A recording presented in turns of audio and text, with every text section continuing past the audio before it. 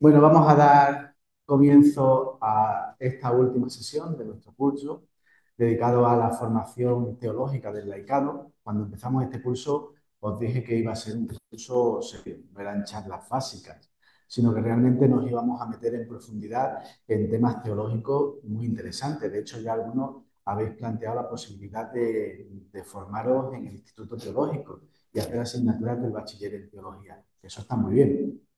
Hemos estado viendo módulos sobre eclesiología, hemos estado viendo módulos sobre espiritualidad y vamos a centrarnos o vamos a terminar el módulo de liturgia.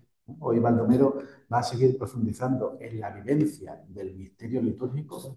Don Pedro nos habló del año litúrgico, don Francisco nos habló de lo que era la liturgia en sí y ahora don Baldomero pues nos va a hablar de ese misterio que celebramos. Así que yo le cedo la palabra ahora a él y él ya os habla con su inmensa sabiduría, porque vosotros lo conocéis ya de sobra, no hace falta hacer presentación ninguna de quién es Baldomero, qué ha hecho Baldomero por la diócesis, ni nada de nada, porque sabemos que la diócesis funciona catequéticamente gracias a él. Así que, Baldomero, como se decía antiguamente, a los toreros, tuya es la palabra. Bueno, muchas gracias. Estoy un poco ronco, no extrañéis, no extrañéis que de vez en cuando haga un esfuerzo, que yo no sé lo que es. Yo llevo una semana así, me han dicho que tengo que ir al médico, me han dicho que puede ser alergia. Pero ahora no, porque si no, estoy hablando, estoy con la lengua. Que puede ser alergia, no sé lo que puede ser, que no es un clásico resfriado, sino que debe ser algo, pues yo hablo y es como si la voz tropezara arriba y no saliera clara. Total, quiero decir, simplemente os advierto. Eso es lo primero. Lo segundo, que debe ser primero, es saludar, porque mucha gente de los que estáis aquí, quitando a unos cuantos que son de mi parroquia anterior, no le conozco, ¿no? Por lo tanto, un saludo cordial a todos y a todas, cada uno y a cada uno. Y bien, y con esto pues cerramos, como hemos visto, o como se ha dicho ya, el ciclo de liturgia. Don Francisco, no sé cómo lo llamáis, Paco. Paco se llama, ¿no? O me yo de Paquito, claro. Don Francisco Paco, cuando me dijo lo de dar la charla, me dio el título, Vivencia del Misterio. Y allá tú te la arregles, prácticamente.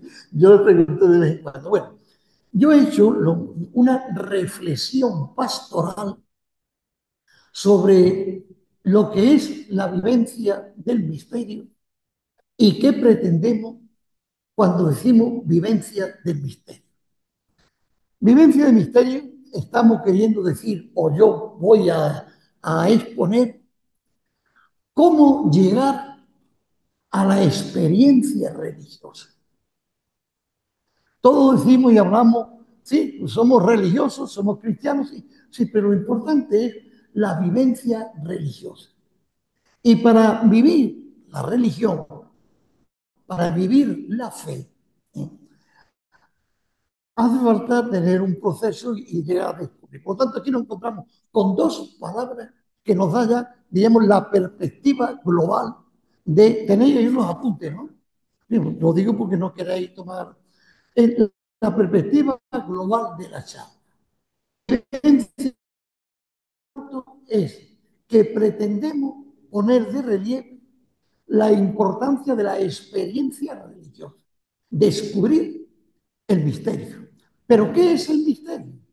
El misterio de San Pablo habla del misterio del Padre, de Dios Padre, misterio de Jesucristo. En definitiva, el misterio es Dios y todo el ámbito al que se refiere Dios. Diríamos que el misterio es el mundo de Dios que queremos vivir, que nos queremos encontrar y queremos, por tanto, participar de ese mundo. El mundo de Dios, la realidad de Dios, en todo lo que pertenece a esa cosa. Y misterio, por tanto, que es eso, y vivencia es la experiencia. Dicho entonces de otra manera, lo que pretendemos es cómo llegar y cómo alcanzar una experiencia religiosa. ¿Eh? Y en este sentido, pues el objetivo que pretendo con esta exposición es sencillamente profundizar en esa vivencia del misterio, profundizar en la vivencia religiosa y estudiar, queríamos reflexionar pastoralmente. Digo pastoralmente porque es una reflexión más de la realidad visible y palpable, más que profundizar ahora científicamente todo lo que significa Dios en la historia de la palabra de Dios. No, se trata sencillamente de tomar conciencia de que lo que yo estoy realizando cada día con mi praxis religiosa, tomar conciencia de que eso, ¿qué es? Y tomar conciencia para mejor vivirlo. Ese sería el objetivo. La charla, el tema, la reflexión, va a constar, como lo tenéis en el apunte, va a ser muy fácil tener la mente, de dos partes fundamentales. En la primera parte, vamos a ver, a reflexionar la situación que el ser humano, qué situación del ser humano ante el misterio. De modo que existencialmente todos nosotros cuando nos metemos en el mundo religioso, en el mundo de Dios, estamos ante el misterio. Ahora, ¿qué actitudes existen normalmente? Y eso es lo que vamos a analizar cada uno de nosotros. Esa es la primera. La relación existencial que el ser humano tiene se encuentra ante el misterio. Imaginaos, el misterio está aquí, el ser humano está aquí. Esta realidad se me da, pero yo la puedo encontrar, la puedo vivir. ¿Qué hace falta? Eso es lo que vamos la primera parte. En la segunda, una vez que he descubierto el misterio, se me plantea qué itinerario, esa es la segunda parte, qué itinerario, qué proceso seguir para realmente vivenciar ese misterio, es decir, vivirlo, encontrarlo, meterme en él. De modo que el primero es cómo está el ser humano ante el misterio y una vez que lo ha descubierto, qué proceso seguir para realmente vivirlo. ¿Me explico? Ustedes, si yo no me explico, no tengan inconveniente de interrumpirme, cortarme para que yo lo profundice o lo aclare. ¿De acuerdo? Sí. No, tranquilo. Los teléfonos ya forman parte de la charla. Por lo tanto, no nos asustamos. Bien. Dicho esto, estas dos partes presentadas así, vamos a meternos en la primera. Es qué situación el ser humano tiene ante el misterio que hemos dicho Dios y el ámbito de Dios, ante lo religioso. Nos encontramos con tres fases o tres etapas que vamos viendo una por una. La primera es que la razón humana no puede alcanzar, no puede llegar a descubrir el misterio de Dios. Se encuentra con un muro que tropieza con él. La razón humana por sí sola. Eso primero. Es decir, el hombre que no es creyente, que no es religioso, el hombre que quiere con su posición de simplemente hombre pensante, con su lógica humana, se encuentra con el misterio o se le presenta el misterio o se le anuncia el misterio y quiere descubrirlo y es impotente. Nos encontramos, por tanto, por su propia naturaleza, el hombre no acaba de encontrar la realidad de Dios por sí mismo, por su propia naturaleza. Son muchas las que el hombre, el ser humano, se plantea, son muchas las preguntas que se plantea y se encuentra ante ella con una oscuridad tremenda. Aun nosotros, que ya creemos y practicamos, a veces nos encontramos con diríamos, una neblina, como si oscureciera nuestra mente y ante la realidad de Dios estuviéramos diríamos, absorto, perdido, en cuanto más el que quiere llegar a esa realidad del misterio desde su propia fuerza natural. Por ejemplo, el concilio, en la Gaudium et Spes, esa constitución tan importante, se hace grandes preguntas. Iré leyendo los párrafos que realmente sean significativos. ¿Qué es el hombre? ¿Cuál es el sentido del dolor, del mal, de la muerte? ¿Qué puede dar el hombre a la sociedad? ¿Qué puede esperar de ella? ¿Qué hay después de la muerte, de esta vida? Muchas son las, estoy leyendo, muchas son las opiniones que el hombre se ha dado y se da a sí mismo, diversas e incluso contradictorias. Estas son palabras del concilio. Son preguntas profundas que aunque no nos las presentamos nosotros por formularlas, pero en el interior hay esa duda, esa inquietud, esa oscuridad del misterio. La ciencia humana, la razón humana, por tanto, tropieza ante estas preguntas para dar una respuesta. ¿Qué hay después de la muerte? ¿Qué puede decir la ciencia humana? ¿Qué puede llegar la lógica humana a explicar, a dar una razón de qué hay después de la muerte? Por ejemplo, ¿no? La ciencia, por lo tanto, no alcanza a dar una respuesta a esas grandes preguntas.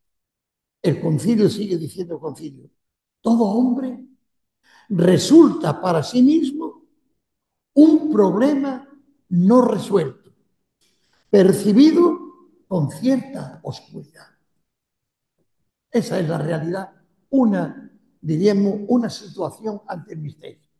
Es la situación de la impotencia, de la limitación, de la oscuridad para no llegar a descubrir su realidad. Por lo tanto, difícilmente podría llegar a esa vivencia del misterio que es el título de nuestra sala. Esa es una primera postura. Una segunda postura es que ese hombre que está en la oscuridad para dar una respuesta a las grandes cuestiones y sobre todo a la gran pregunta de quién es Dios, qué es el ámbito de Dios. Ese hombre, sin embargo, siente y tiene una aspiración a salir de esa oscuridad. De modo que está metido en la oscuridad. Iré poniendo repitiendo porque está metido en la oscuridad. Está metido en una habitación profunda. Tropieza con los muros. Sin embargo, tiene el deseo de salir de eso. Presiente que eso no puede ser, que debe haber algo, pero no ve la luz. Es lo que podríamos llamar, diríamos, sentimiento radical de lo trascendente. No puede alcanzar a Dios, pero tiene un sentimiento, hay en el fondo una gran pregunta, un gran deseo, quizá la palabra deseo, de descubrir la luz que ilumine realmente esa oscuridad. El mismo concilio, la Constitución, Gaudium et Spes, dice, a fuer de criatura, a la base de ser criatura, el hombre experimenta múltiples limitaciones. Se siente, sin embargo, no sé si está puesto ahí, pero sí está puesto en el apunte, yo estoy viendo por el mío. Se siente, sin embargo, donde estoy leyendo, ilimitado, que no se ve, ilimitado. De modo que se encuentra con muchas limitaciones, subrayo la expresión. Sin embargo, se siente ilimitado en sus deseos y llamado a una vida superior. De modo que tenemos una segunda fase del ser humano ante el misterio. limitado, no lo puedo alcanzar, pero siento un deseo de que la luz, presiento que necesito una luz que me haga salir de esa oscuridad, de esos miedos, de esos temores, de esos interrogantes y respuestas, o de búsqueda de esa respuesta que no llega.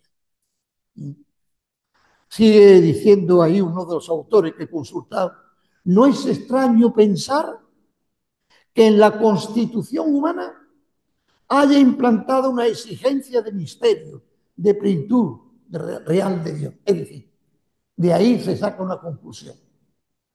El ser humano por naturaleza está llamado a vivir lo religioso.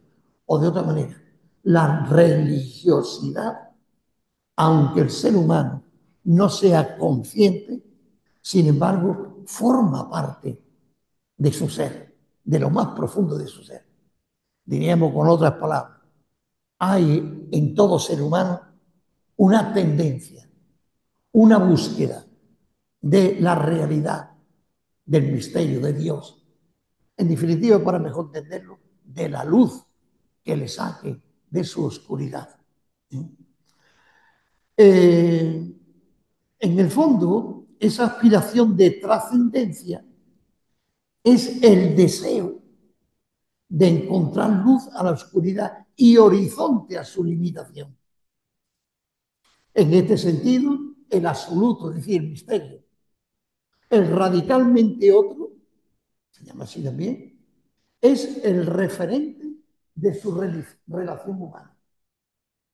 En la relación, es decir, todos nosotros estamos muy limitados, pero estamos llamados a una trascendencia. Dicho de otra manera, el hombre ante el misterio no aparece como religioso, se siente impotente, pero profundizando en sí mismo, analizando su situación de limitación, aparece y aflora como un deseo que realmente le saque de esa oscuridad.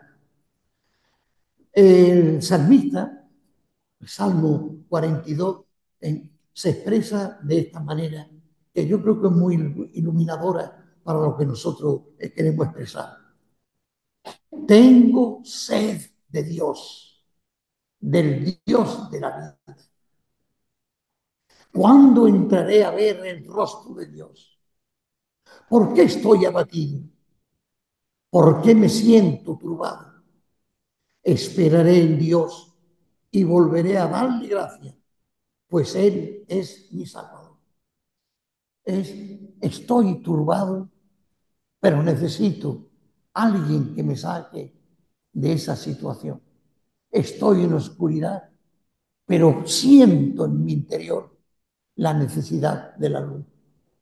Tropiezo con un muro, pero busco la forma de que ese muro cerrado yo pueda salir o pueda entrar la luz.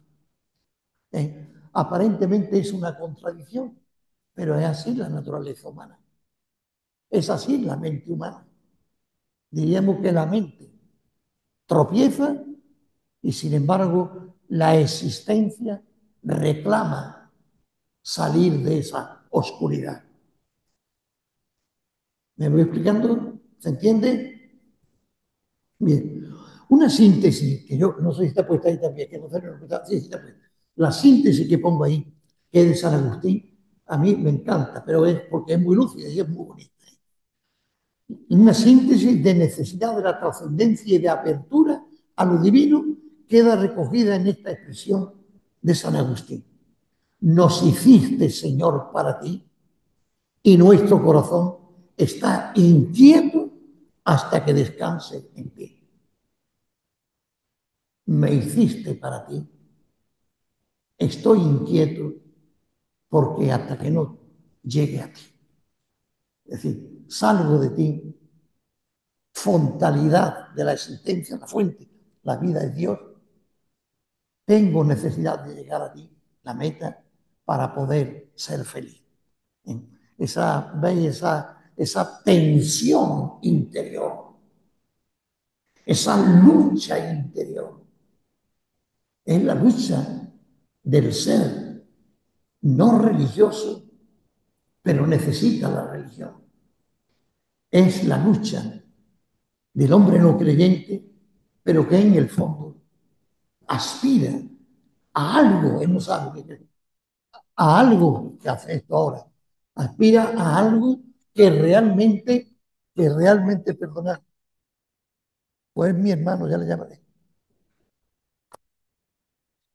que realmente le dé luz. Bien, pasamos a la tercera fase, de modo estamos el hombre, el ser humano, ante el misterio.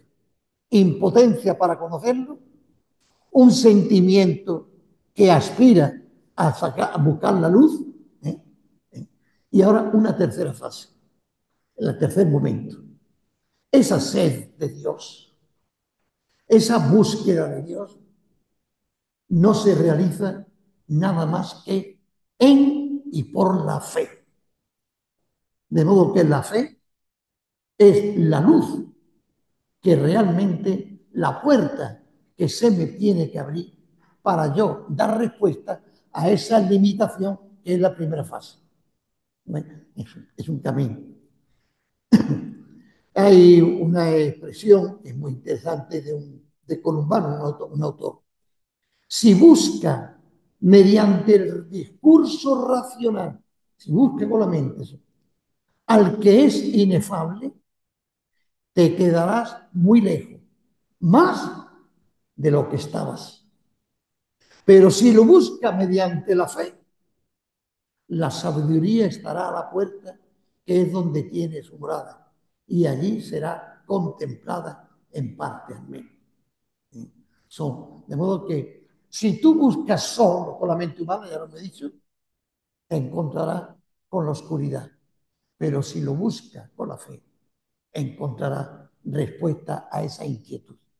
Dicho así, siendo en un lenguaje vulgar, menos de los autores, sencillamente, la fe es la respuesta a tu inquietud más profunda ante el misterio, ante lo eterno, ante lo infinito, ante el absoluto, ante Dios. Efectivamente, digo ahí, la fe es la luz y el camino que nos lleva a descubrir al mismo hombre y al misterio. La ciencia humana, hemos dicho, son pistas cuyo lanzamiento no alcanza a llegar a penetrar la realidad del misterio. Y leemos también de otro autor. Solo la fe capta estos misterios. Si recurrimos a la teología, ¿qué nos dice la teología entonces respecto a esta realidad del misterio de poderlo alcanzar? Si recurrimos a la teología, nos da la respuesta. Efectivamente, solo la fe nos revela el misterio de Dios. Dice así la Constitución Gaudium et Spes, con ella. Con el don del Espíritu Santo, el hombre llega por la fe a contemplar y saborear, subrayo la palabra, contemplar y saborear el misterio del plan divino, por el Espíritu y por la fe. Ante este problema, solo Dios da respuesta plena y totalmente cierta. Solo Dios. Dios que llama al hombre a los pensamientos más altos y a una búsqueda más humilde de la verdad. En definitiva, sintetizando esta primera parte de la reflexión, el hombre se encuentra ante el misterio impotente, con su propia capacidad intelectual de descubrirlo. Sin embargo, tiene sentimiento, aspiraciones, búsqueda de una realidad trascendente que le ilumine en su oscuridad. Lo siente. La respuesta que le damos a ese hombre. Solo la fe, solo el Espíritu, Solo el mismo Dios te puede abrir el camino que tú, desde tu oscuridad, encuentras simplemente un deseo, necesita de Dios. Sintetizando esta primera parte, el ser humano, desde su limitación y oscuridad, realmente está llamado, tiene necesidad, siente en su interior que Dios es el único que le puede iluminar. Ante esto, antes de emprender la segunda parte, hay una pregunta que yo mismo me la hacía y reflexionaba, lógicamente. Una pregunta, a mi modo de ver, muy interesante y muy seria. La pregunta es, si solo Dios, el Espíritu, la fe, da respuesta a esa oscuridad y a esa inquietud, la pregunta es, ¿y el que realmente no tenga fe, esté metido en esa oscuridad y no haya salido de ella? ¿Qué le pasa? ¿Cuál es la respuesta? Seguir la oscuridad, seguir en su limitación. La pregunta es, ¿qué respuesta encuentra ese sol? Si tuviéramos que dar nosotros la misma respuesta, serían estas. Una, quedarse en la oscuridad y responderse a sí mismo cuando tropiece con el muro de la impotencia de descubrir el poder salir de su limitación. La respuesta es nada, el nihilismo. No hay nada. Esa es una de las respuestas. Pero es una respuesta fácil de decirla, pero decirla y afirmarla existencialmente, es decir, decir de verdad el ser humano, no hay nada, todo en mi oscuridad, no tengo respuesta, todos son preguntas. ¿Cómo poder vivir así? Surgió otra respuesta por parte nuestra, la depresión. Existencialmente se puede llegar a una depresión humana. Es pregunta sin respuesta, pregunta sin respuesta. Al contrario del concurso, que hay pregunta y respuesta, esto es pregunta sin respuesta, existencialmente. Otra respuesta que podemos encontrar el suicidio. ¿Por qué a veces se llega? Además de que haya razones, diríamos, de carácter psicológico y tal, pero una razón de fondo es, estoy en una habitación de oscuridad, estoy sin respuesta en mis preguntas. ¿Qué sentido tiene vivir? ¿Qué sentido tiene vivir? Dar el paso a la muerte, que como dice que no hay nada, él termina, pues acá no pasa nada. Repito, esto es fácil decirlo en una lógica nuestra, pero quien lo viva realmente es un sufrimiento continuo. Es una cruz insoportable. Es realmente martillearse, ¿eh? Queriendo buscar luz y no encontrarla. Bien, esta es la presentación de la primera parte de la reflexión. Y la segunda parte, ¿qué queremos decir? Lo que queremos decir es cómo, qué itinerario seguir para desde una experiencia total y absoluta de impotencia, de conocer y vivir el misterio, qué itinerario seguir para llegar realmente a la vivencia del misterio. ¿Qué tenemos que hacer? Imaginaos nosotros que somos cristianos, que nos estamos preparando, nos estamos formando, es como si dijéramos, la Iglesia tiene una tarea. La Iglesia se encuentra con un público, con unos fieles, con una población que realmente está metida en esta oscuridad, que sufre realmente esa limitación. ¿Cuál es la tarea que a ella le corresponde? ¿Qué puede hacer? Vamos a ver. Es decir, y por lo tanto, ¿qué le podemos ofrecer a ese colectivo humano que realmente sufre la oscuridad de tropezar con la limitación y no poder vivir el misterio? Es decir, encontrarse con una realidad que es el absoluto y que no puede penetrarlo ni vivirlo. Tropieza con ese mundo. ¿Qué le podemos ofrecer para que salga? ¿Y qué podemos hacer? De ahí vienen los tres pasos que vamos brevemente a analizar ahora en la segunda parte, que es el proyecto, el proceso, el itinerario para llegar a la vivencia del misterio.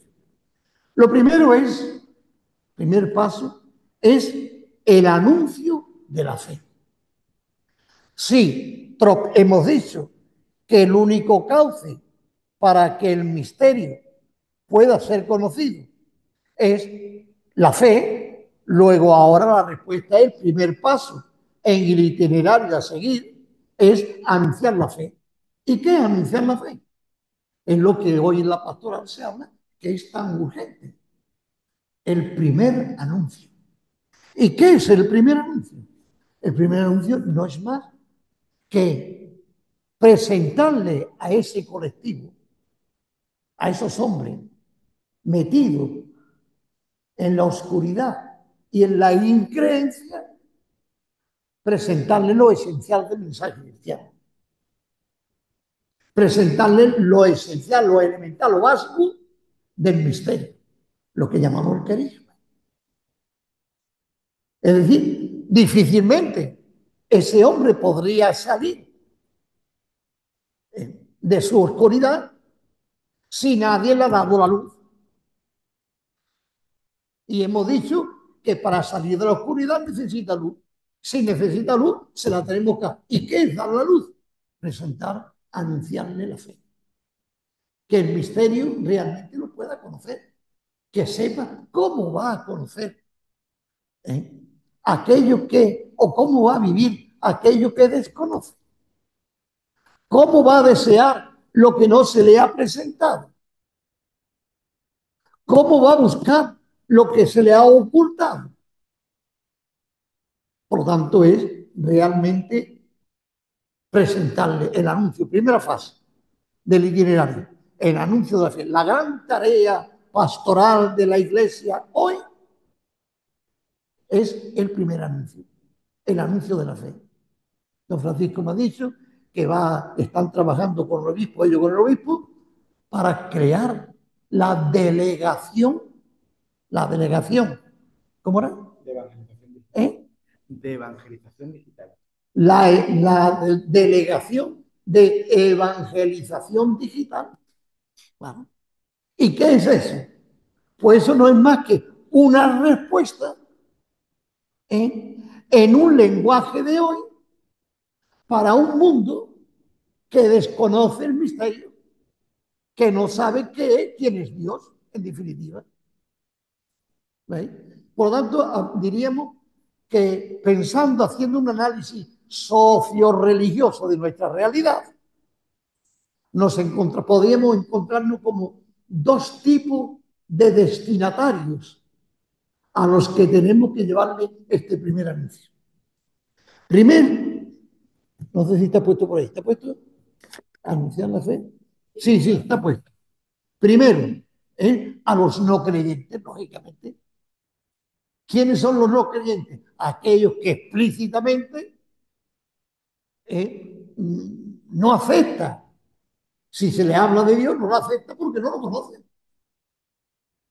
Por tanto, lo rechaza, se declara, o explícitamente se declaran ateos. Esos son los destinatarios de este primer anuncio. ¿Por qué se llama primero? Porque lo que se pretende es que conozca la base de la fe. ¿Quién es Dios? Dice San Pablo en la carta a los romanos, en el capítulo 10, 14, que es precioso, es un párrafo más o menos, no lo tengo escrito, pero te lo digo, se lo digo, es hablando él de la evangelización. ¿Cómo van a conocer aquel de quien no ha oído hablar? ¿Cómo van a conocer aquel de quien no ha oído hablar? Creyente. ¿Cómo van a oír hablar si no se le predica o no se le anuncia? Y tercero, ¿y cómo se le va a anunciar si no hay evangelizadores? Y saca la conclusión, la urgencia de evangelizar y de ser evangelizador. San Pablo viene a esto perfectamente.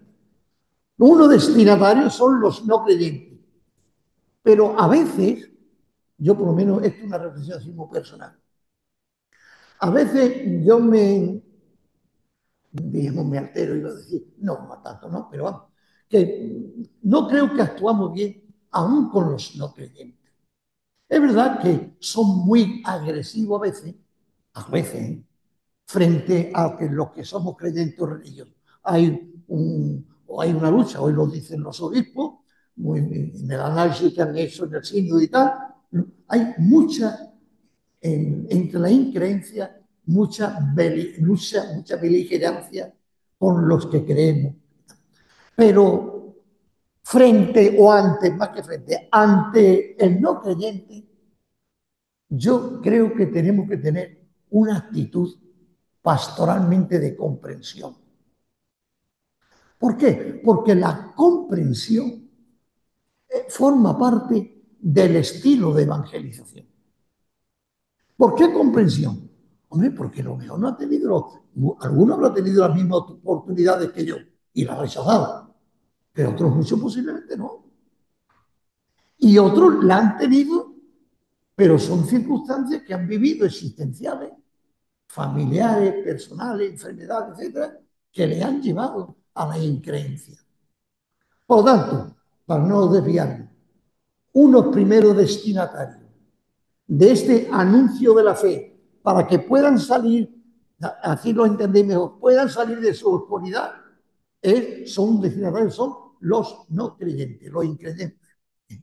Y uno segundo, que es lo más significativo para nosotros en ese sentido, son aquellos, si no son creyentes, pero son bautizados, son cristianos. Sin embargo, está tan alejado de la fe, son lo que hoy llamamos los alejados, está tan abandonado de la fe que está en una misma situación que no creyente. Desconoce, no practican o si viven. Hay una tercera que yo lo he querido quitar, no lo he querido poner, pero ya lo digo, que son todos los que somos practicantes, pero caemos en una práctica simplemente por razón sociológica. Pero no hemos dado el paso a una verdadera conversión.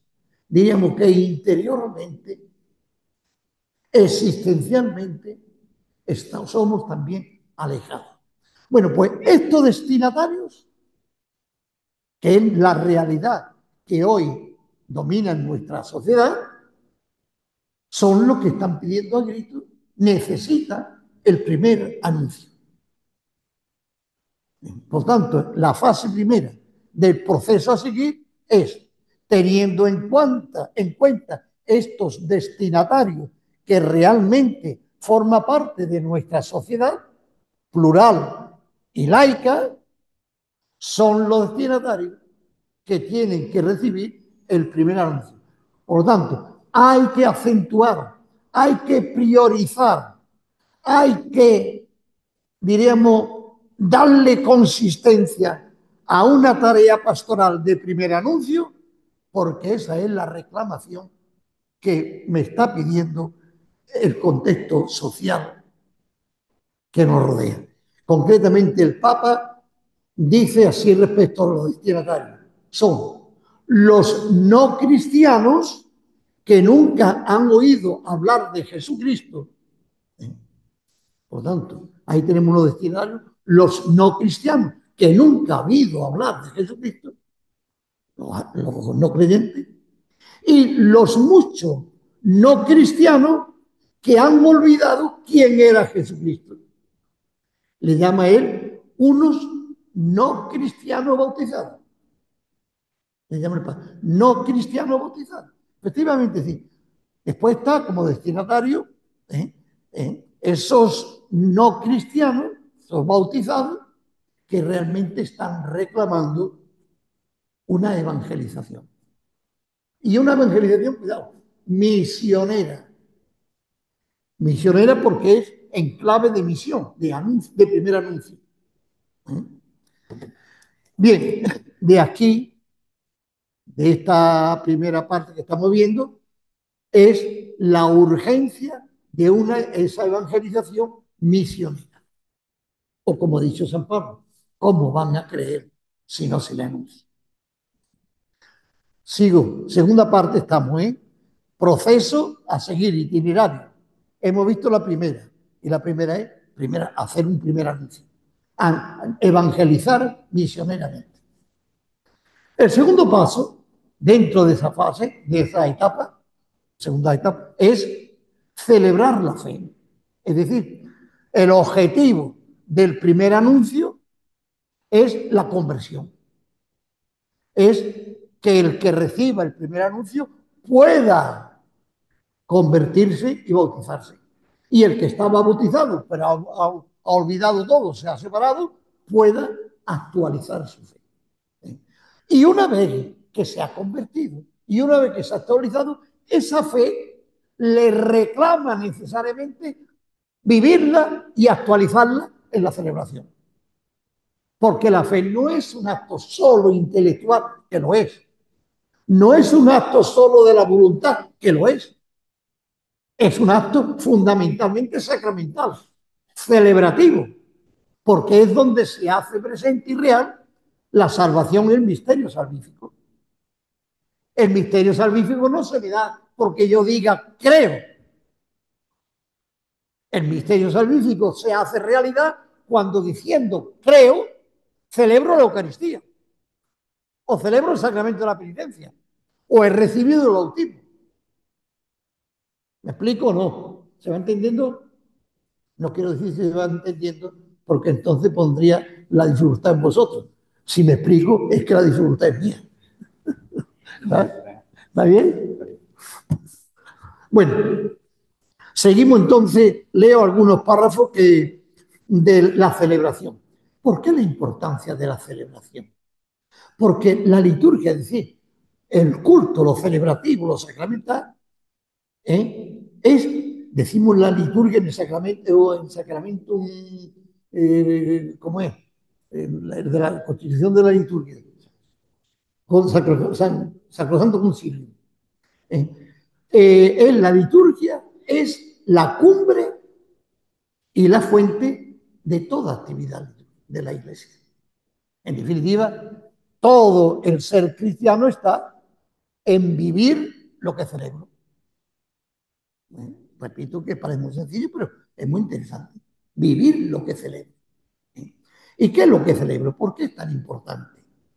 La excelencia, digo yo ahí, de la acción litúrgica está en que Cristo, hoy Cristo sumo y eterno sacerdote, cuya fiesta celebramos hoy, Cristo sumo y sacerdote es el agente fundamental de toda acción sacramental, de toda la liturgia. Dice el Sacrosanto Concilio, Cristo está siempre presente a su iglesia, sobre todo en la acción litúrgica. En consecuencia, toda la celebración litúrgica, por ser obra de Cristo sacerdote y de su cuerpo, que es la iglesia, es acción sagrada por excelencia. No la iguala ninguna otra acción de la iglesia. De modo que después de descubrir el misterio, porque se me ha anunciado la fe, voy a la celebración porque realmente es Desde la fe, el acto más importante. Es Cristo el que se hace presente. Pero además de su importancia, que lógicamente ahí juega un papel importante, la liturgia entendida, pues ahí podríamos profundizar, que lo ha tratado en el ciclo de liturgia, la Eucaristía, los sacramentos, la celebración, que la ha tocado Pedro, entre otras cosas, entre otros, ¿no? Y Pedro Francisco, bien. Por tanto, saber, darnos cuenta que la celebración es una consecuencia lógica y natural de descubrir la fe. Un paréntesis, hago un paréntesis. ¿No será que a veces nosotros, estoy en paréntesis, que nosotros realmente no vivimos en profundidad, no celebramos y vivimos en profundidad el misterio, porque lo que nos está fallando es la fe? A una debilidad flojera de la fe, necesariamente hay una debilidad flojera en la celebración. A una experiencia de fe viva, que vamos a ver ahora es fuerte, la celebración se vive y resalta porque descubre en profundidad que ahí se está actualizando. Se está actualizando, repito la palabra, que es la liturgia sacramental, es así. Es actualizar el misterio que celebramos. Es actualizar el Cristo muerto en la cruz y resucitado. Es actualizar la presencia del Espíritu que sobre mí me hace partícipe de la paternidad de Dios en el bautismo, etcétera, etcétera, etcétera. Es actualizar la salvación. Celebrar el misterio es celebrar la salvación. Cierro el paréntesis. Desde una importancia de la liturgia y del sacramento surge, lo que decimos ahí, me parece que también está puesto, la importancia de participar plenamente o de descubrir plenamente lo que celebro. ¿Por qué? Porque de lo contrario caemos, y sucede muchas veces, en una magia. La magia que es la Eucaristía, que es un conjunto de ritos por el cual, pues mira, se me dan unos efectos. Eso es la magia. Pero no hay ahí un descubrimiento salvífico de una acción de Dios, de Cristo en mi vida. Por lo tanto, eso me dice la importancia que tiene de la preparación. Leo texto. Para asegurar esta plena eficacia de la liturgia y tal, es necesario que los fieles se acerquen a la Sagrada Liturgia con recta disposición de ánimo. Pongan su alma en consonancia con su voz y colaboren con la gracia divina para no recibirla en vano, para que los fieles participen, atento a estas tres expresiones que las vamos a escuchar varias veces, participen en ella consciente, activa y fructuosamente. De modo que, claro, eso es fácil de entender. El itinerario que yo he de seguir para vivir el misterio, lo primero es el anuncio de la fe, ya lo hemos dicho y repetido. Segundo es celebrar. ¿Por qué? ¿Qué celebro? Si lo celebro el sacramento, la actualización del misterio de salvación, yo tengo que ir a ese misterio, a esa celebración, consciente, dice el texto, activa y fructuosamente. Vamos a repetir el siguiente. Si lógicamente yo necesito ir consciente, activa y fructuosamente, esto me está diciendo que la Iglesia tiene una tarea maestra, una tarea de educarme a mí para celebrar la fe. Sigo leyendo. He cogido los textos esenciales porque me parece que conviene que lo tengáis. Lo elemental de los del magisterio. La Santa Madre Iglesia desea ardientemente que se lleve a todos los fieles a aquella participación, vuelvo a repetir las expresiones, plena, consciente y activa. en las celebraciones litúrgicas que exigen la naturaleza de la liturgia misma. Es decir, no se puede ir al...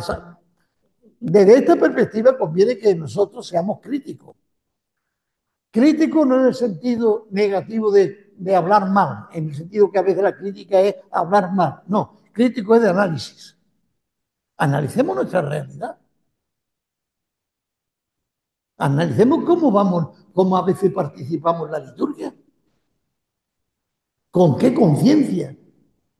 ¿Con qué formación? Plena, consciente y activamente. Anteriormente he dicho, consciente, activa y fructuosamente. Y ahora viene todavía otro texto más, donde viene a repetir la presión, en el mismo Constitución. La Iglesia, por tanto, la Iglesia, con solícito cuidado, procura que los cristianos no asistan a este misterio de fe como extraños y mudos espectadores, sino que participen consciente, piadosa y activamente. Lo repite de una y otra manera, ¿eh? Es decir, esto nos pone de relieve el segundo paso. He descubierto la fe, me llevo a celebrarla. ¿Cómo debo celebrarla? Con toda esta exigencia mínima. Claro, ahora viene la tarea del pastor. Sí, pero esto es la meta. Este es el ideal. Hacia eso tenemos que tender. Pero para llegar a todo eso hay un proceso para que haya una formación consciente, activa y fructuosamente, tiene que haber un proceso educativo progresivo, sistemático, de paciente. ¿eh? No nos tenemos que extrañar que nos encontremos un pueblo. ¿Cuántas veces a nosotros nos dice, bueno, pues está la situación, sí, pero esta gente, Dios mío, esta gente, si estamos lejos de Dios, claro que estamos lejos de Dios, a mí me corresponde acercar a Dios. Esa es la evangelización. Sí, a veces hacemos la crítica no en el sentido de análisis, sino en el sentido de hablar mal, de protestar. Y al pastor le corresponde hacer análisis con toda la crudeza que el análisis le puede llevar, como es que posiblemente que tenga una comunidad muy lejos de Dios. De ahí la importancia del primer anuncio, de ahí la importancia de evangelizar, de ahí la importancia de las delegaciones nuevas, de ahí la importancia de los medios de comunicación, de ahí la importancia de cursos como este, de la importancia de todos los grupos de formación en el nivel de la parroquia. Bien, por lo tanto, llegamos al tercer punto. Sí, pues no perdáis, estamos en la etapa del itinerario que tenemos que hacer. Yo voy bien de tiempo. ¿eh? Itinerario que tenemos que recorrer. ¿eh? Hemos dicho en el itinerario, primero, el anuncio de la fe, es decir, primer anuncio, descubrir la fe. Segundo, una vez descubierto la fe, la conversión, me meto o me llevan, me guían a celebrar la fe, con todos los rasgos que hemos dicho, la importancia de la fe. Y el tercer punto, ¿cuál sería de ese proceso? El testimonio de la fe. ¿Qué queremos decir con eso? La fe que yo celebro necesariamente me pide que yo la manifieste, que yo la exteriorice. Porque si yo estoy viviendo con gozo, saboreando el misterio de salvación que los sacramentos me dan, necesariamente desde ese gozo, desde esa experiencia satisfactoria, desde esa vivencia gozosa del misterio, me lleva necesariamente a expandirla, comunicarla, transmitirla, expresarla. Puede entenderse que yo esté muy alegre,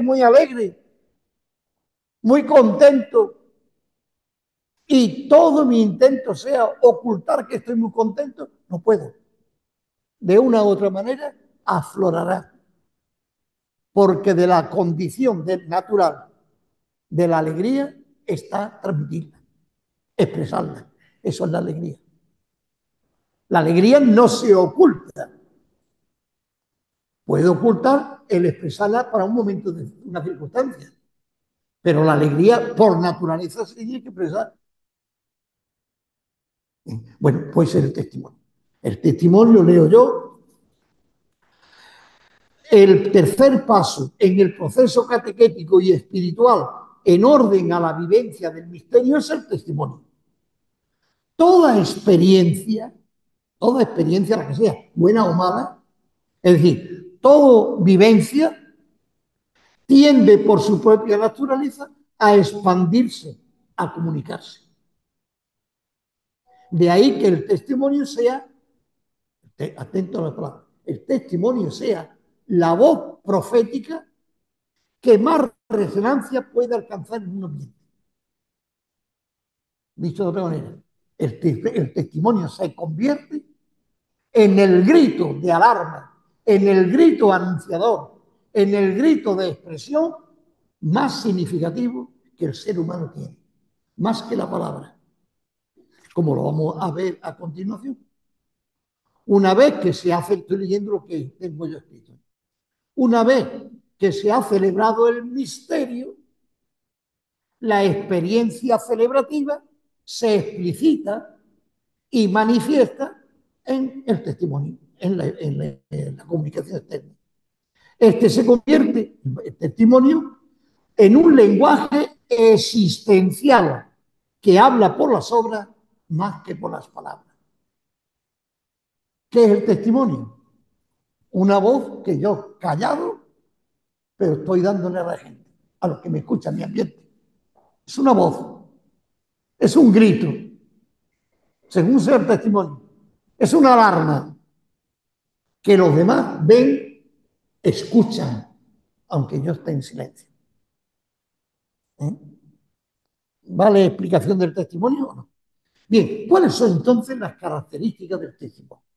De modo que una vez que he celebrado la fe, lo tengo necesariamente, lo expreso. Vamos a analizar las características del testimonio y, por tanto, su importancia en ese proceso, en ese itinerario.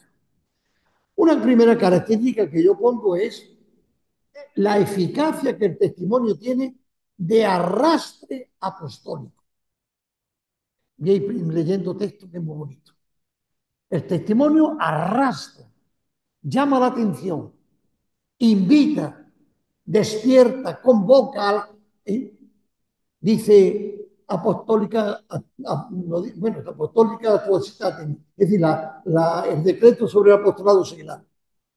El mismo testimonio de la vida cristiana tiene el mismo testimonio, tiene eficacia para atraer a los hombres hacia la fe y hacia Dios. Es decir, el mismo testimonio de por sí, sin yo, diríamos, hacer ninguna otra estrategia pastoral, el mismo testimonio es una llamada, un arrastre a los hombres a Dios, hacia la fe. Tiene una primera característica, diríamos, esa fuerza de arrastrar hacia la fe.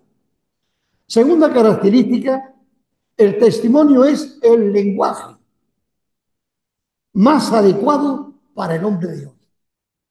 ¿Qué queremos decir con esto? Que además lo expresa el Evangelio inicial de la encíclica de la evangelización de Pablo VI. ¿Qué quiere decir? Que hoy el hombre está acostumbrado a la imagen, a los gestos, más que a las palabras. Las palabras, por supuesto, pero si tuviéramos que poner en alternativa palabra, por tanto, charla que yo estoy haciendo, o testimonio, la eficacia mayor la da el testimonio que sobre la palabra. Yo puedo hablar, ¿qué estoy explicando? Estoy dando un mensaje de la importancia de la liturgia como celebración y del testimonio. Y ahora vosotros en la calle me veis a mí un desastre celebrando la Eucaristía. La importancia de la liturgia, vamos a terminar pronto, vamos a correr. Me he cargado la palabra. Pero si en la liturgia, en la celebración del sacramento, en la pastoral de evangelización, me acerco a la increencia del que tengo delante. Soy comprensivo. Hago el primer anuncio. Y todo esto, desde una forma de sinceridad y libertad, ese testimonio será lo que hable sin que predique. De modo que, y leo el texto que es muy bonito este. El hombre contemporáneo escucha más a gusto a los que dan testimonio que a los que enseñan. O la alternativa, si escuchan a los que enseñan, es porque dan testimonio. No me digáis que no es preciosa la frase. ¿Eh? Extraordinaria, ¿eh? De modo que el hombre de hoy es más propenso a escuchar el testimonio, a lo que ve, a lo que toca, a la sensibilidad. Este me convence. ¿Por qué me convence? Por su pobreza, por su austeridad, por su sinceridad, por su servicio. Me convence. Pero claro, se le puede decir, hombre, de acuerdo, pero también es importante la palabra, es que enseña la transmisión. Y se le contesta, sí, pero si escuchan y están atentos y aceptan lo que me enseña, es porque va acompañado del testimonio. Una enseñanza sin testimonio es una palabra muerta. Otra característica del testimonio. Prioridad de ese testimonio sobre la palabra. Es verdad que cuando decimos todo lo que estamos diciendo del testimonio, hay que decir, la palabra es importante, pero ¿quién tiene la prioridad? Estamos diciendo que el testimonio. Escuchemos otro texto de la Evangelio Nunciante. La buena nueva debe ser proclamada en primer lugar, mediante el testimonio. Para la Iglesia, el primer medio de evangelización consiste en un testimonio de vida auténticamente cristiano. Más claro no se puede decir. Aquí no sobra todas las charlas que yo dé y que don Francisco quiera organizar. El testimonio. Prioridad del testimonio sobre la palabra, pero la palabra es importante. Pero se trata de poner un orden. El primero, testimonio. Otra característica, ese testimonio es una vocación que corresponde universal a todos los creyentes. Es decir, que no es el testimonio, no es un deber, una tarea, una responsabilidad de unos cuantos.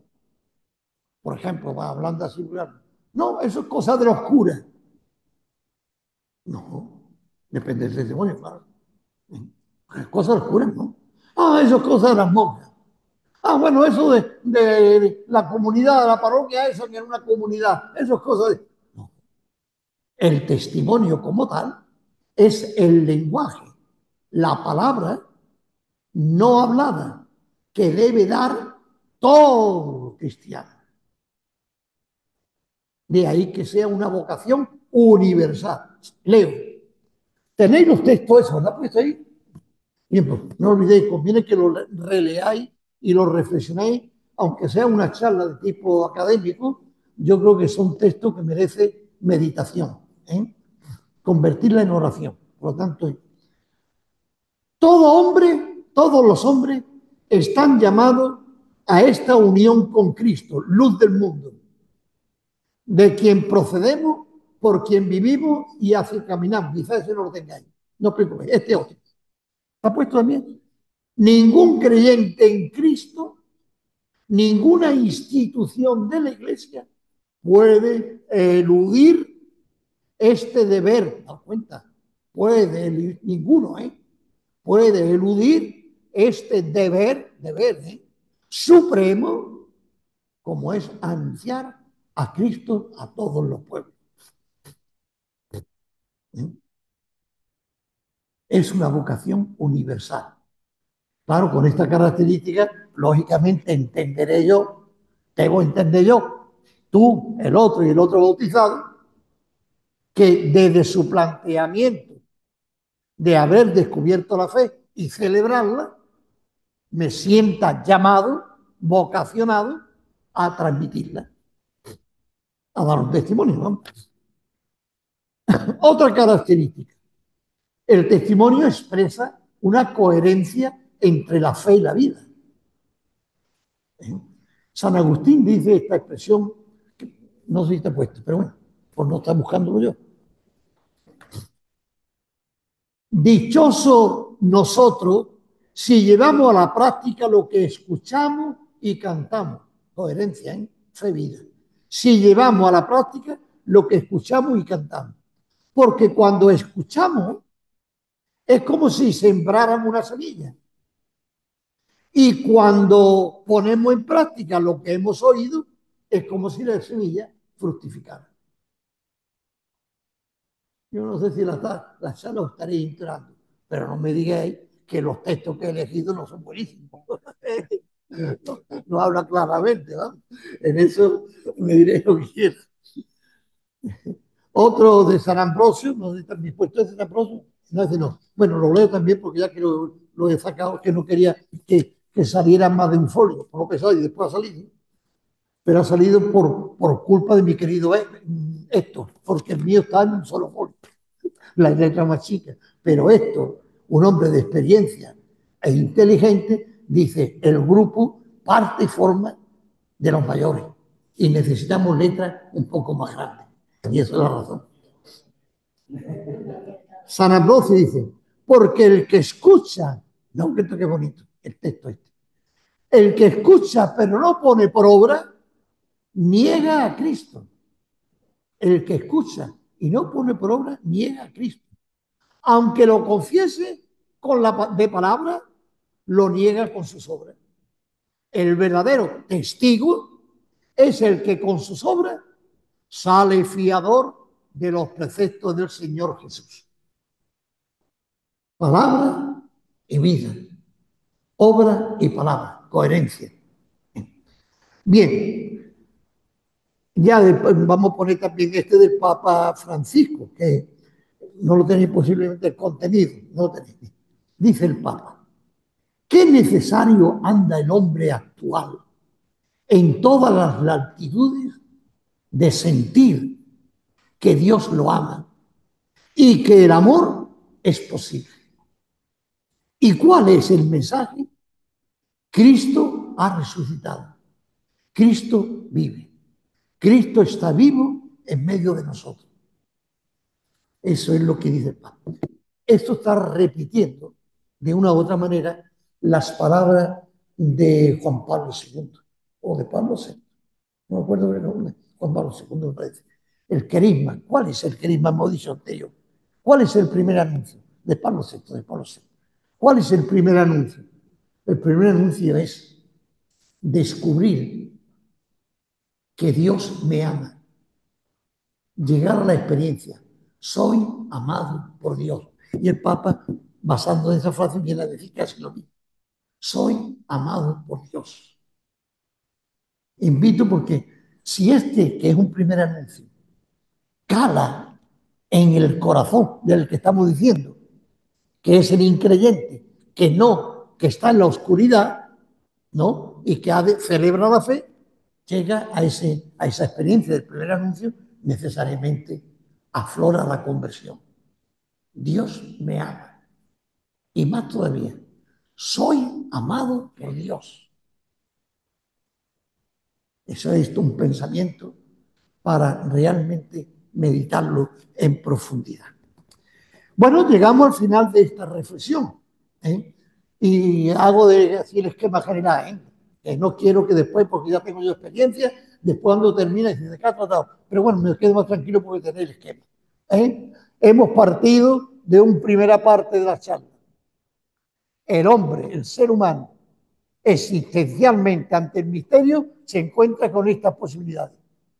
Negarlo rotundamente porque no puede alcanzarlo con su propia capacidad, sentir, sin embargo, en su interior el deseo de una luz que le ilumine, y tercero, al convencimiento, solo la fe me lleva a descubrir el misterio. Y una vez ahí, ahora nos preguntamos, si es solo la fe, la que me lleva a descubrir el misterio, ¿qué itinerario seguir? Primer paso, anunciar la fe. Primer anuncio. Segundo paso, una vez convertido, que es el objetivo del primer anuncio, celebrar lo que creo.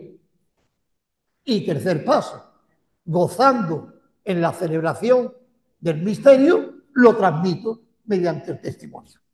Por lo tanto, la conclusión es muy clara como ponemos ahí. La vida cristiana consiste en vivir en profundidad el misterio de Dios. Y para ello, no ellos, yo no sé lo que está puesto ahí, para ellos no, y para ello, quítala esto.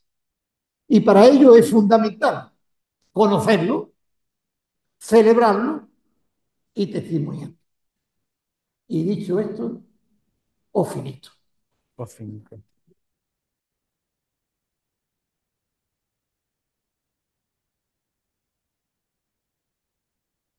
Bueno, gracias por tu claridad, por tu...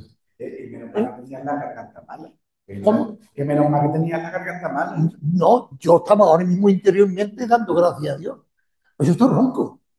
Vamos, ronco no de resfriado, sino de interiormente que no hablamos. Pues no se te ha Y notado. bueno, para que queramos, de verdad que el Espíritu Gracias a actúa. Dios. Gracias a Dios que te pones El Espíritu actúa. las manos. Bueno, ¿alguno queréis hacerle alguna pregunta, algún planteamiento o cualquier cosa hablando después de esta charla sobre el misterio en la vida del cristiano, sobre esa capacidad que nosotros tenemos de pasar de la oscuridad a la luz gracias a la fe y cómo dar testimonio después de esa fe? A lo menos tienes la capacidad de que eso es claro. Acércate para acá si te importa. Te dejo el micro, pero te voy a dejar también el micro de su lado para que hables a la vez y te escuchen por internet. Eso es lo que tiene que hacer el primer anuncio. ¿Quién son los llamados a hacer el primer anuncio? ¿Los sacerdotes o los laicos? Todos, todo el pueblo de Dios, hemos dicho que la vocación del testimonio es de todo el pueblo de Dios. Lógicamente, a tu pregunta, perdona, me he metido el caramelo ahora en la boca. A tu pregunta, a lo que viene, efectivamente, esa tarea de primer anuncio corresponderá según el estatus que en la misión de la Iglesia se tiene. La Iglesia, que es el pueblo de Dios, tiene unos ministerios laicales y unos ministerios sacramentales. El sacerdote tiene un ministerio de presidir la comunidad y por lo tanto de ser pastor de la comunidad, maestro de la comunidad, testigo de la comunidad. Ahora me lo pongo otra vez. ¿Veis? ¿Veis? Por lo tanto, eso es. Ahora, los laicos, lógicamente, si es primer anuncio, lo tendrá que hacer quienes ya lo hayan recibido y hayan celebrado la fe, es decir, quien esté en condiciones de dar y prestar y presentar el primer anuncio. Porque la fe, como todo el misterio cristiano, solo es transmisible cuando me ha impactado a mí. Solo en la medida en que me ha transformado a mí, yo puedo anunciarlo para que se cree la conversión del otro. Pero dicho así, teológicamente, generalmente, es una vocación universal, a todos, cada uno suyo. Por ejemplo, ¿quién puede evangelizar en la familia de manera directa? Los que son sujetos a gente de la familia que son los matrimonios, familia. Ahora, el sacerdote tiene una misión con la familia, sí, pero tiene una misión como sacerdote, pastor, si puede iluminar, ilumina. El hombre, la mujer, los niños, los jóvenes, cada uno, no cabe duda. Es una vocación universal. Más preguntas. ¿Alguna pregunta más? ¿Alguna duda? ¿Está todo claro? de la bancada primera también. Yo, después de las voces que pego, que hasta la voz está buena, aquí ya se me va a poner Sí, sí, ya se te ha quitado todo. va a parar. ¿Alguna duda, alguna pregunta que queráis hacerle a Bartolomé? Hoy, como no está Héctor, me acaban de decir los dos chavales que se acaban de ir, como no está Héctor para pasar lista, pues hoy hacemos la vista gorda. Entonces no se pasa lista. Los que habréis podido disfrutar de la charla en vivo y en directo, o no, y lo que habéis hecho por internet, pues la ven por internet y no hay problema. Entonces, de verdad que no tenéis ninguna pregunta más, Mariquilla, que estás aquí al fondo. Tú que te dedicas a catequesis y a evangelización. Vete para acá, toma. ¿Tú a María la conoces? ¿María la conoce? María está ahora en la delegación de catequesis. Mi madre es Encarna Mateos, de Boyullo. ¿Qué? Encarna Mateos. Salud. La conoce, ¿verdad? Bueno, sí, en relación con lo que usted ha comentado, ¿no? Ahora lo de el primer anuncio, algo tan importante y eso, y al final que nosotros todos estamos llamados a ser evangelizadores, ¿no? Desde, como en la pregunta que ha hecho antes el compañero, ¿no? Desde los laicos hasta los curas, hasta esto es un barco y lo otro Bueno, el pueblo que hogar, ¿no? Hombre, perdona que te interrumpa. Vuestra presencia aquí es un testimonio de que sabéis, directa o indirectamente, explícita o implícitamente, sabéis y entendéis que a vosotros corresponde prepararse y de vuestra preparación podrá dar respuesta en la iglesia y al mundo. Totalmente, totalmente. Y claro, eso, que a través de nuestra vida diaria, pues los gestos tan insignificantes que hagamos, pues eso ya son testimonios, ¿no? Y bueno, Sí. siguiendo la palabra de Dios, todo es más fácil. Así que nada, muchas La gracias. verdad es, rompiendo así, la verdad que estamos en una situación social, en un análisis socio-religioso, estamos en una situación en la que el mundo, los hombres en general, entonces leyendo, me toca leer por necesidad pastoral, realmente hay un gran vacío interior. Hay un gran vacío interior. No sé dónde lo leí, me parece que del su origen. Cuando la gente se encuentra en el peligro, se encuentra en esta situación, necesitan de lo espiritual, de lo trascendente, hagamos una expresión menos explícita y más, como necesita de lo trascendente, llega un momento que cae en el consumismo de una sociedad, que la sociedad civil se convierte, entre comillas, en evangelizadora y le ofrece a la sociedad realidades, aspiraciones. Por ejemplo, los medios de comunicación social,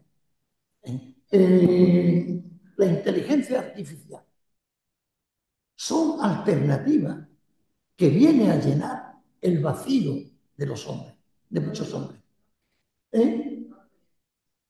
Y entonces, pero sin embargo, eso tiene un peligro que olvida lo religioso. Entonces, nos vemos obligados a dar un lenguaje, con un lenguaje, como se ha dicho en el texto de la Evangelio inicial, en un lenguaje adecuado al hombre de hoy, para que realmente redescubra. Porque hay un vacío, sí, lo repito, hay una gran necesidad, digamos, de lo trascendente, de Dios, vamos, en absoluto. Hay un vacío de Dios. Y entre los que somos practicantes, yo no sé si a vosotros os pasa, vamos, en el momento de interioridad, necesitamos saborear, experimentar. Hay una necesidad del paso, el tránsito, de lo intelectual a lo experiencial. Lo intelectual somos fácil de aceptar porque en muchos momentos eso intelectual no me compromete. A mí no me compromete que me diga soy de izquierda o soy de derecha. Yo después soy como soy. Pero si experiencialmente tengo una ideología, soy cristiano, soy creyente o no creyente, si experiencialmente no soy, eso sí me compromete. Ya eso no me da igual. Por lo tanto, hay una tarea apostólica de evangelización, porque eso corresponde pastoral, una reflexión pastoral. Daos cuenta que yo al tema le llamo reflexión pastoral, porque aquí no hemos dado soluciones grandes, hemos tocado, pero es una reflexión pastoral. Es que yo me pongo a pensar y lo que yo creo para mí, que me doy cuenta, que esto después no creáis vosotros que esto a los que lo preparamos, yo no sé a ellos, pero lo preparamos, se despierta uno de noche y aparece con la vivencia del misterio. Y está uno que dormir la siesta, no se duerme la vivencia del misterio. Oíle con la charla que me trae Felipe. Cuando es experiencial, necesariamente es vital. Y eso hoy es muy necesario. Bueno, no hace falta los psicólogos, la psicología religiosa, que no he querido tocar ese punto, y la sociología religiosa hace un análisis, por ejemplo, del mundo juvenil. Las satisfacciones, cómo llenan los vacíos existenciales que tienen, con qué lo llenan, es muy importante hacer un análisis y descubrirlo. Y claro, si yo lo descubro como, vamos a suponer, como padre, como profesor, como catequista, como pastor, y le hice una bronca, tú no vas a misa, por ejemplo, un ejemplo común, tú no vas a misa, a la misa, tú no vas a... Entonces, tú no estás en sintonía evangelizadora, que es acoger, abrirte tú para que se abra el destinatario. Y ahí es cuando tú captas su experiencia existencial y le transmite lo que es experiencia existencial tuya, que es Dios, el mensaje, la fe. Como ven, de esto se puede hablar muchísimo. Y reflexionar y en grupo. Y bueno, y tú lo sientes, experimenta o no experimenta. Yo puedo hacer una pregunta esa.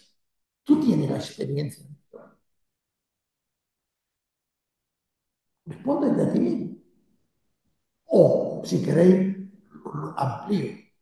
¿Qué experiencia de Dios tienes tú? ¿Te llena? Intenta dar respuesta en tu vida a lo que demanda esa experiencia que tienes de Dios. Claro, responder estas preguntas no es fácil. No es fácil, pero es importante. El que no sea fácil no quiere decir que no sea importante. Es muy importante que yo me autorreflexione, haga una autorreflexión, interiorice todos estos problemas que plantean. El tema de dicho, mi querido Paquito, que lo pone así en nada, pero tiene un fondo. Vivencia del misterio. Madre, vivencia del misterio. Llegar a vivir el misterio. Esa es la tarea de toda formación. Por eso esta charla, en el sentido de final, es una charla síntesis, es decir, todo lo que he escuchado de liturgia o de los demás, todo debe llevar a vivir el misterio. De una u otra manera, la teología, la psicología, la formación, ¿a qué me debe llevar por creyente? A vivir el misterio. Pero hoy por desgracia, de hoy por desgracia, antes, cuando teníamos un problema o vivíamos una situación difícil, íbamos a un sacerdote y él nos aconsejaba y nos decía y nos mostraba un camino.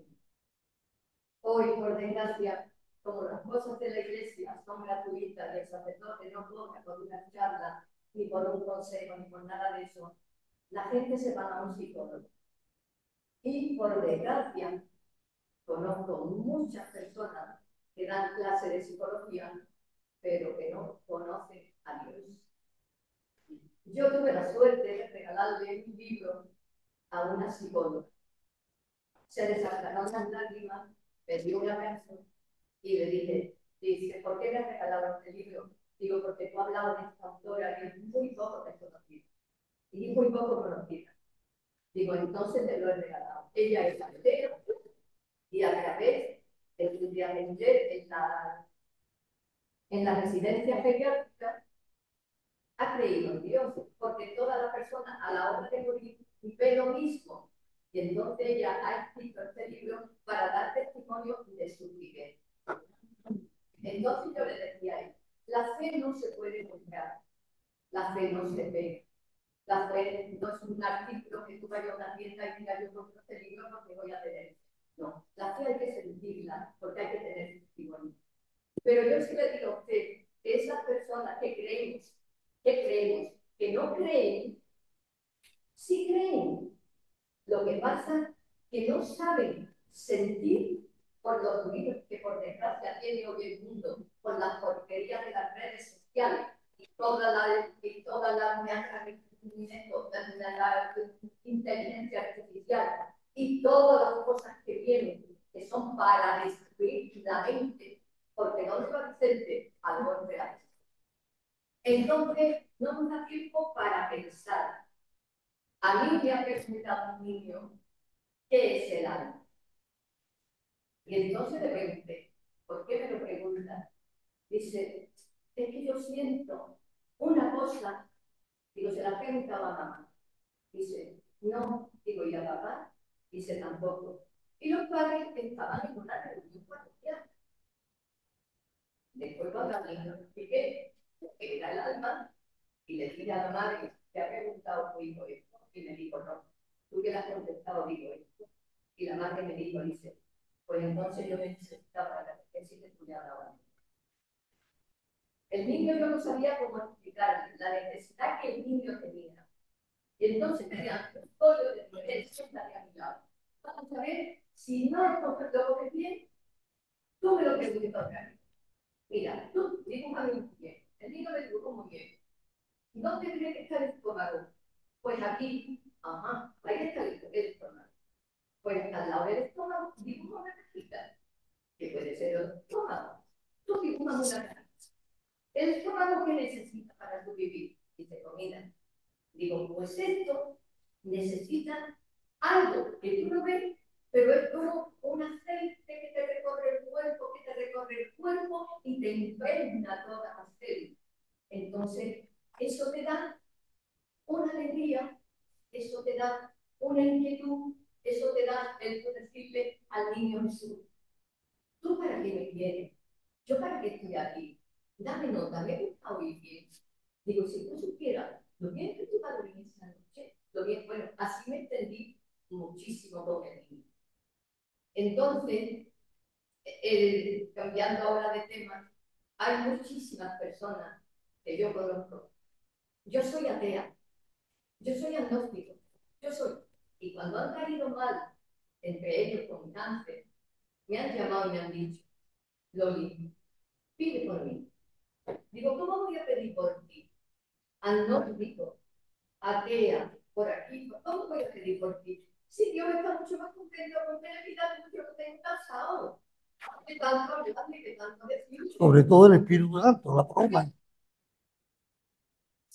Se lo diga, vete a la parábola del hijo pródigo. Digo, no te vayas a la parábola. Si tú sabes que eras 5 hijos y uno fuera drogadicto y tú estuvieras constantemente metido en la iglesia, ese drogadicto un día fuera y le diera un abrazo a tu madre y empezara a llorar, tu madre con quién estaría más contento, contigo que estás rodeado en la iglesia o con el drogadicto. Es lo mismo es Dios. Si tú le pides a Dios, está mucho más contento que le diga a Dios bien. Bien. Pero siempre, siempre, siempre, a la hora de morir, Dios es tan misericordioso, y lo digo porque lo he visto en muchísimas personas, en muchas personas.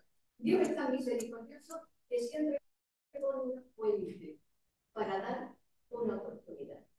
Y a lo que ese señor decía, que quién tenía que dar más testimonio de locura que los laicos, yo le digo a usted, perdone, porque es usted sacerdote y me conoce, Yo pienso que nosotros podemos dar más testimonio que los curas. Porque a los curas hoy la mayoría le dan de lado o lo critican. Total, nosotros estamos más en el mundo. Pero lo que tenemos que tener es una conciencia misionera. Yo tuve la suerte de estar en Perú en una misión y cuando le dije a un señor, bueno, la próxima vez lo veo en España, le invito a mi casa, tal, tal, y me dijo, no, hermanita, porque en España se olvida a Dios y aquí lo tenemos. A mí aquello se me saltaron las lágrimas. Que me dijera eso. Cuando en nuestra historia siempre nos decían que íbamos a evangelizar al lado del mundo, que íbamos a evangelizar. No, hoy por desgracia son ellos los que deben evangelizarnos a nosotros. Lo dicho. Y he dicho. Amén. Bien, son experiencias interesantes para la persona que lo vive, eso es fundamental. Depende cómo tenga en cuenta el destinatario, cómo es, cómo no es. Ahí haría yo una observación que es la siguiente, lo que has dicho tú, pero dice, viene un ateo y te dice a ti, pide por mí. Y ahora tú intenta decirle que sea él que rece, pero si el problema que está en que no puede rezar porque él es ateo. Entonces, pero lo inculto en decirle esto, decirle no lo dejo ahí. No, la primera tarea sería, no te preocupes que voy a rezar. Voy a tener en el Dios que yo creo, te voy a tener presente. Y voy a, porque, vamos, esto es una reflexión, no es una, porque claro, reza tú. No, no, no, no, no, lo que el rezarle es una acción que previamente significa afectar a quien reza. Pues si no, no le rezaría. Entonces, lo que sí es verdad, si se puede, ¿qué tarea sería evangelizar? Pues es una de ellas es decir, ya rezar por ti. Segundo, a lo mejor entramos, ¿cuál es la razón por la que tú renuncias de la fe? Bueno, ¿cuál es tu razón? Si tú te has formado igual que yo en el mismo pueblo, en el mismo, y entonces ayudarle a que él mismo, la persona esa, la que sea, pueda romper el muro de su oscuridad y ese rayo de luz que tú dices que tiene, siente, pueda entrarle. Si rompe en el sentido que pueda expresarse, pues entonces ya está dando un primer paso para que el primer anuncio que le está dando, vamos, y le está transmitiendo con tu testimonio todo, pueda calar. ¿Una vez?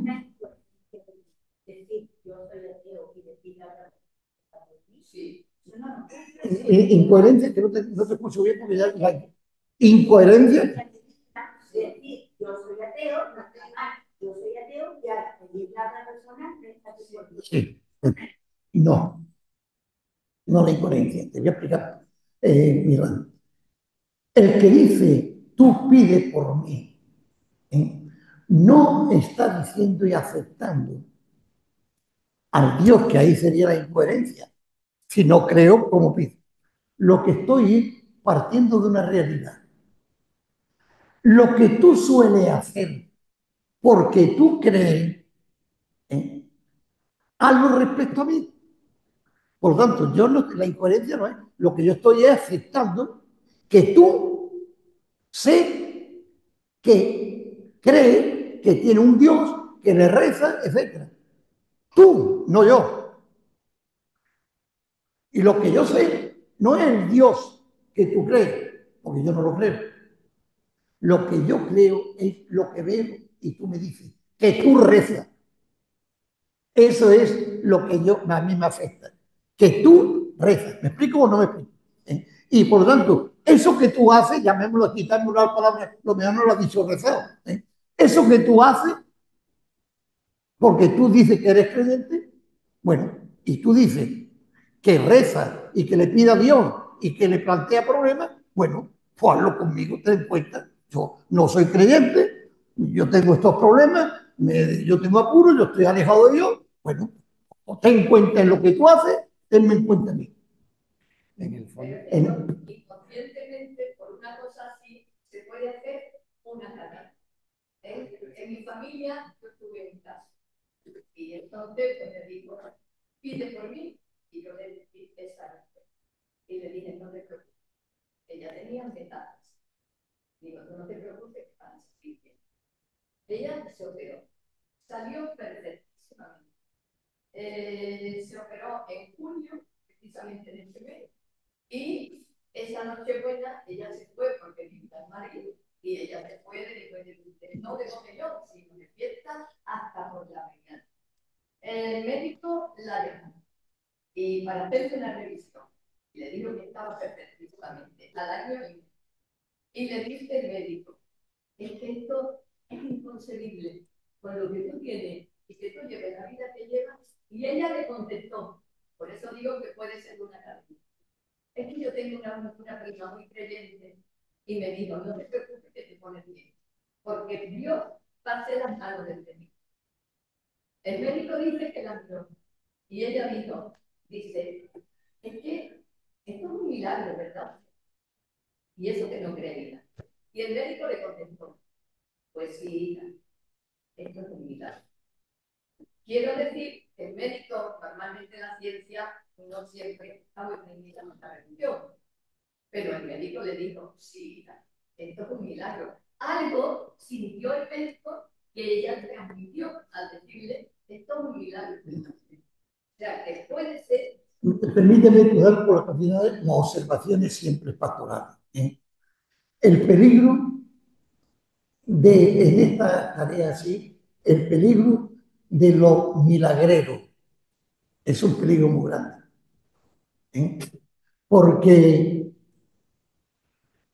el proyecto de Dios no lo sabemos nosotros. El plan de Dios no lo sabemos. ¿Por qué? ¿Y cuando rezamos y sale mal la operación? ¿Y sabe qué? Mal la operación. Ya. Bueno. ¿Y cuándo sale mal? ¿Qué pasa? Es que el proyecto de Dios, sí, no, y ha hecho muy bien decirle todo. Pero quiero decir, el carácter milagrero es cuando inmediatamente se asocia una situación como milagro de una oración. Eso es más entre nosotros, entre personas cristianas. No digo tuyo, no digo tuyo. No lo digo en caso tuyo. Digo en general. Eso es lo que pudiera parecer magia. Yo puedo rezar. Y es el plan de la fe. Y lo pongo en manos de Dios. Y el proyecto de Dios último, ¿cuál es su voluntad? Yo no lo sé. Mi deber es presentar el plan de Dios. El Papa Benedicto XVI, en un librito que se ha publicado en Ediciones Cristiandad, que ha recogido muchas de sus homilías que no están publicadas oficialmente, hace un análisis muy breve, exegético, bueno, más que exegético, así de tipo teológico pastoral, sobre la Virgen en las bodas de Caná. Y hace este análisis tan sencillo. Dice, la Virgen lo que hizo fue sencillamente presentarle a Jesús el problema humano. No tiene vino. No le dijo, arregla este problema, no también lo está pasando mal, mira, la función del orante es presentar al Señor la situación. Señor, esta situación no creyente, tengo la enfermedad esta, tengo un problema ahí, presentarle al Señor. Tú, Señor, si quiere, puedes curar. Si quiere, puedes curarme. Es el del paralítico. No tienen vino. A mí, la verdad que no había yo caído en la misma reflexión. Yo había predicado muchas veces de la palabra, de la expresión esa, no tienen vino, pero en un sentido más bruto porque uno es más bruto y menos culto, comprende, que el Papa Benedicto. Pero ese análisis al principio, no, la Virgen no pidió nada. Me parece que dice la expresión, presentó. Claro, de ahí puedo yo entender cómo mi oración es presentarle al Señor el proyecto de Dios, no sé cuál es. Mi plan cuando le presento es porque quiero y creo que Él puede intervenir, que Él puede curar, que Él puede darme la fe, que Él puede. Quiero y creo.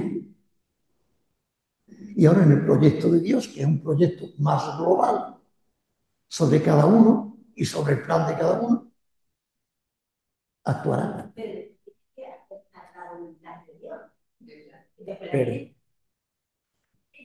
Perdonad que os corte, porque me está diciendo esto que la gente ya se está yendo de la sala virtual.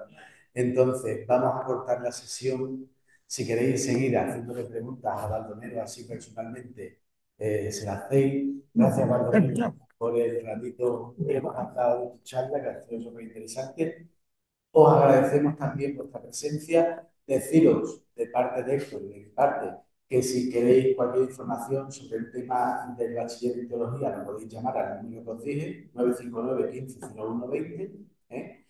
Y también él ya os mandará por correo electrónico en septiembre información sobre el segundo año de nuestro curso básico de teología para sellar. Así que el año que viene, si Dios quiere, seguimos profundizando en todos estos temas. Ahora, si queréis hacer alguna pregunta más al respecto, se la hacéis, pero ya cortamos la sesión. Gracias, Héctor, que tu Padre tenga alivio, y a los oyentes que nos ha escuchado, que perdonen, bueno, de lejos, sin vernos, pero bueno, que perdonen las dificultades y lo que no haya podido ser lo suficientemente claro. Un abrazo fuerte. Muchas gracias a todos.